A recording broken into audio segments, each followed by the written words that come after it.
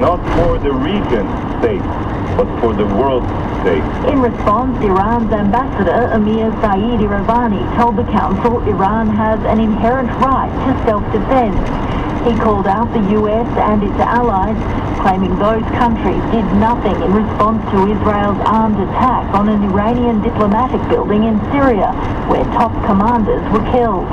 At the same time, they shamefully justify the Israeli massacre and genocide against the defenseless Palestinian people on the pretext of self-defense. Israel strongly rejects claims it's committing genocide. Ambassador Iravani says Iran doesn't seek a war with the US, but if it's attacked, it will respond. If the US initiates military operation against Iran, its citizens, or its security and interests, Iran will use its inherent right to respond proportionately. The US President Joe Biden is believed to have told Israeli Prime Minister Benjamin Netanyahu his country will not support a counterattack. At the UN, the US Deputy Ambassador Robert Wood said Iran would be held responsible for any further military action against Israel or its allies. The Security Council must unequivocally condemn Iran's aggressive action and call for Iran and its partners and proxies to cease their attacks. That's the US Deputy Ambassador to the UN, Robert Wood, ending that report from Rachel Mealy. So how significant are the direct Iranian strikes on Israel, and could they lead to a wider conflict? Faraz Maksad is Senior Fellow at the Middle East Institute in Washington, D.C.